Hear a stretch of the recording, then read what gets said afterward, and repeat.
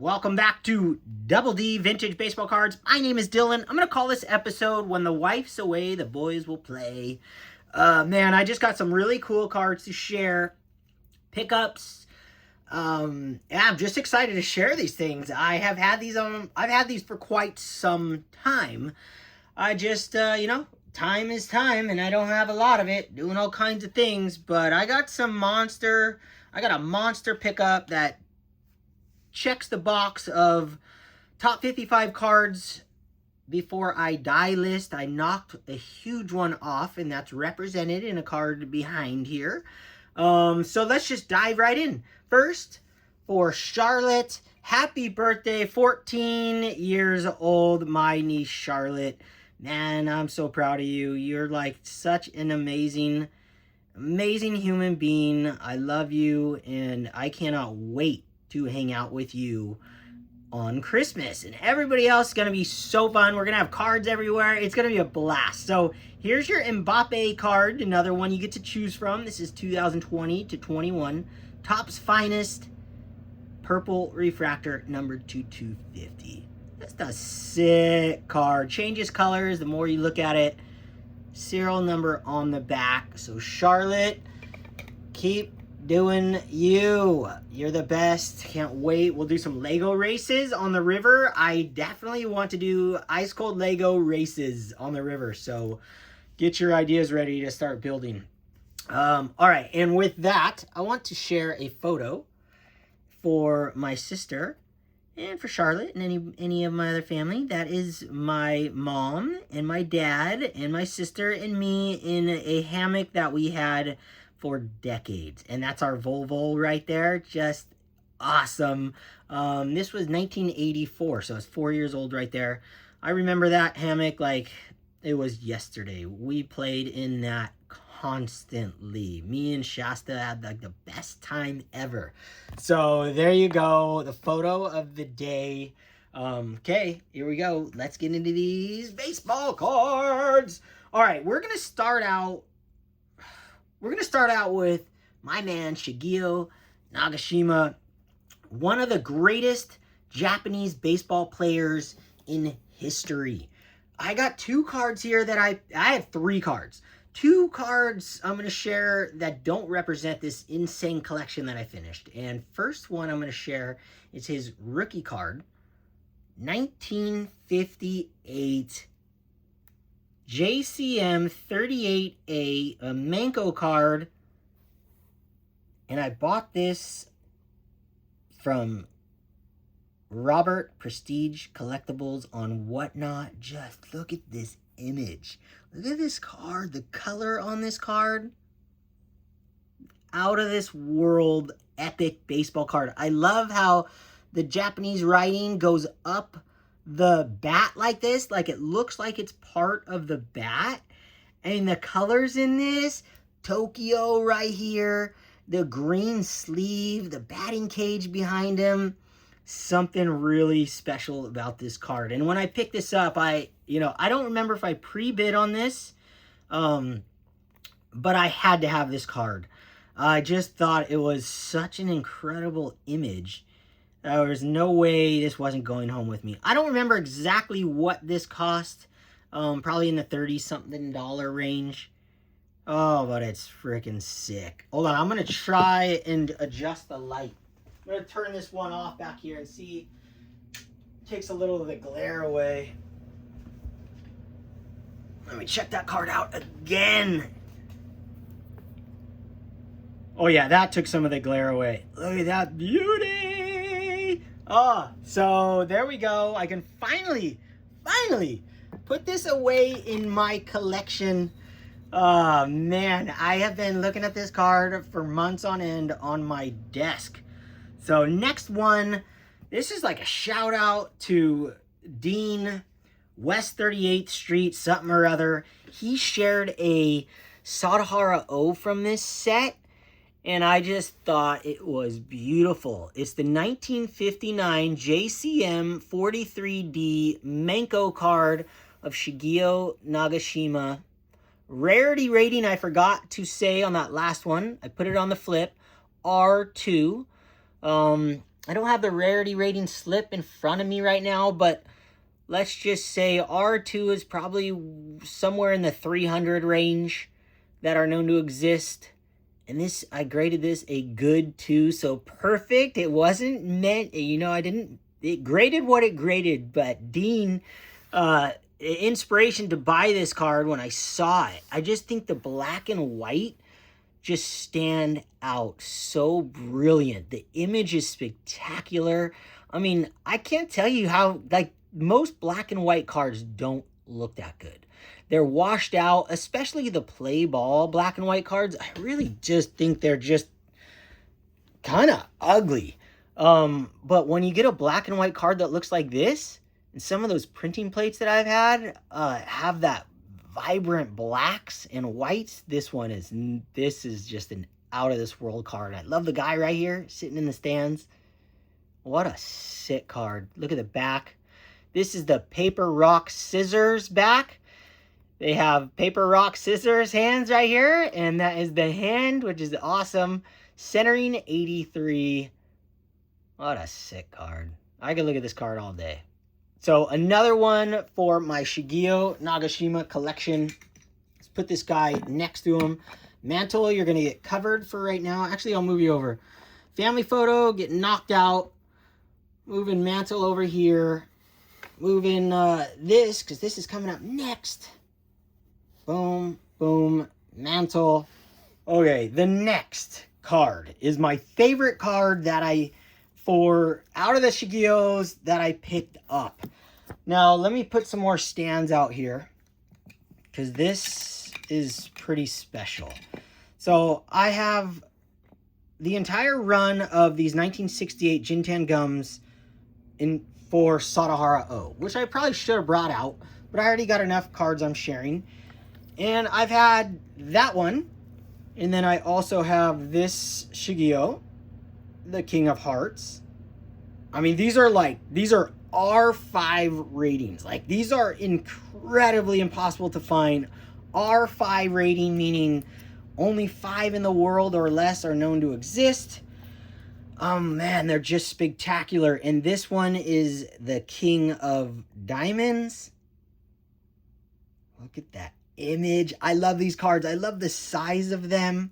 Well, I had those 3 for quite some time, probably over a year at least.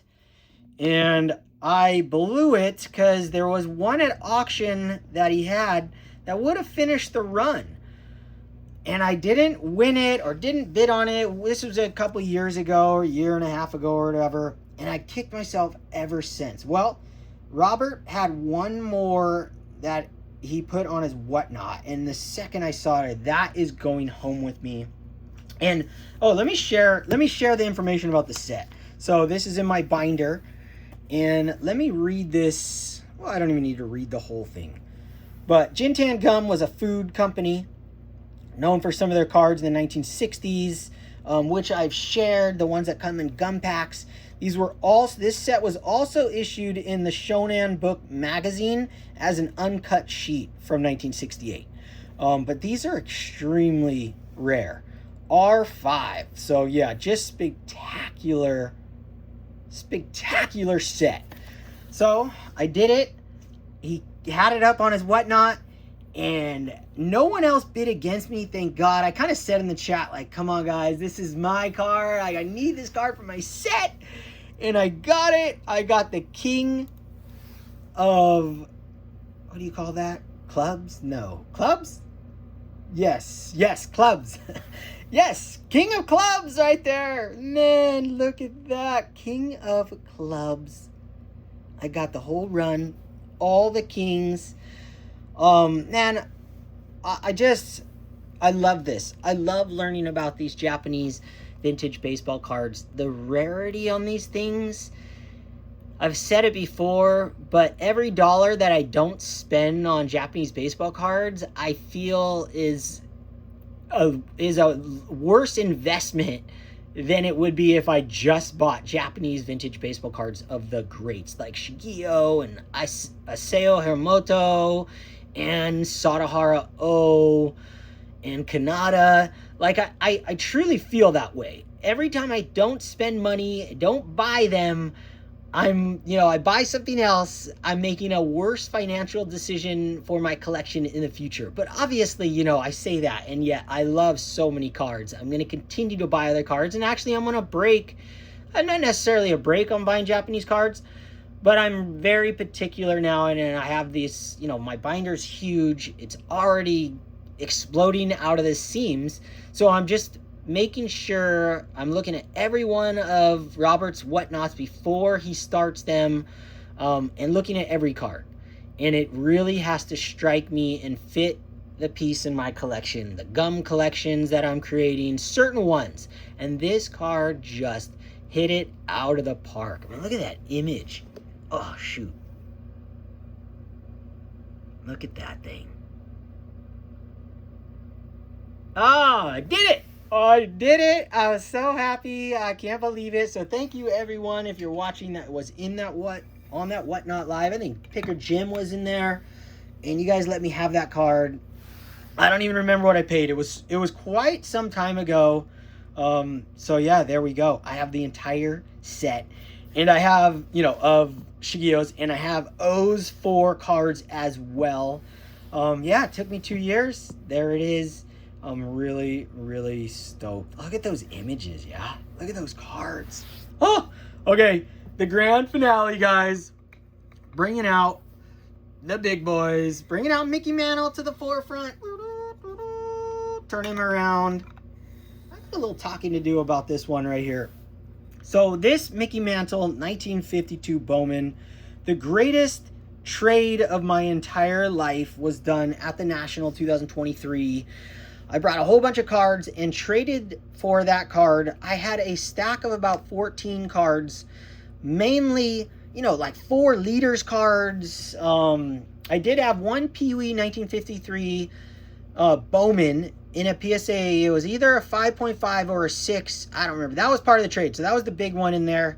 But it was off-centered, old label. I didn't care about the old labels back then, but it just wasn't the copy for me. I had a couple of those at that time, and I traded a stack for that card. Best trade. I felt like I was going with my friends and taking advantage of, somebody trading all these little cards for a monster. So, fast forward, and, I made that list of top 55 cards I want before I die, and I want them now. I want them all. And this thing came up. I tell you, man, the 1952 Willie Mays Bowman card is extremely hard to find with good eye appeal. The image is normally blurry and just, if you've ever hunted for this card, you know exactly what I'm talking about. It's one of the hardest cards to find with the image not blurry. So when this thing popped up, it was at auction. I had been watching every one of them for the last, since I made that list. Actually, even longer. I've wanted this card for quite some time to go with that Mickey Mantle. I wanted a centered copy. I wanted one that looked like that Mantle, but they were impossible to find. And they were extremely expensive when you found one like that. I don't even think I ever saw one that looked that good, that centered, and all the bells and whistles. Well, this thing popped up. Authentic, minimum size, not met. And I go, you know what? I think that's the copy for me. That image on it. Let's see if I can get close without the camera. I'm using a new phone, so this is the first time I'm videoing on my new phone. Look at that thing. The surface is incredible. The thing is, like, it's, I'm not going to quite say pack fresh, but it's pretty dang sharp. Is it off-centered? You bet your butt it's off-centered. Look at how far off-centered it is. But I am saying, man, for the discount I got on this card and the beauty of the image of this card, I don't care. I paid $775 for this card at auction, and I would bet you I could send this in to CGC or even SGC again. At some point, this would just be a regular card. There's the tiny little paper wrinkle right there on the back. And that's the only other problem besides the centering that I found. And it's not even on the front. It doesn't even go to the front of the card. Well, I'm 100% on board with buying cards that say authentic minimum size not met when they go at extreme discounts. And I know for sure that you could send this in, at least at some point it would get a grade. So if I ever sell this card, I'll send this into CGC or whatever's around and try it again and see what happens. I mean, the size to me, I matched them up. I can't tell, I didn't break out a ruler or nothing. But man, $775 for this card. I said yes all day long. I'll take the discount any day of the week. Now, I want to clarify my position. Do I think this card is going to skyrocket in the future as far as, if you had let me see how I can word this. If I had a centered copy like this, and it was the Maze, this has a much better chance of going up in the future than this minimum size not met. That isn't the point. But the card itself, if it goes up, I have the card. So I get to enjoy having the card, and at the same time, if the card's value, as John Mangini has always said, let the card hold the value. I have the card. I don't have to hunt for it anymore. It's a beautiful copy, and seeing these two back side by side, Mantle autograph, Willie Mays auto right there, facsimiles, I think that is these two cards side by side is next level. And shout out to Adam, Vintage Sanctuary. We are clubbies on both of these cards. Oh man, I mean, his are more glorious than mine, but I don't care. I just love having these in my collection. And they're not ugly. I mean, this card is not an ugly card. So as Lou Rock always says, OC cards need love too. And yeah, I agree. I just don't agree that they're commonplace. They're much more common. But on a card like this, with the image being probably the hardest thing about that card, which is not normal for Topps. Topps, it's easy to find images clear, but that Bowman Maze is really hard. So man, I'm just really stoked to have it. Look at those two together. Woo! And then you got the two Shigeos popping out the side. There we go, guys. That's what I got for you. Just wanted to share a little bit of my collecting journey, where it's been headed, where it's going, where it's been. Hope you guys are inspired out there. Don't be influenced by guys like me. Shaka. Cowabunga!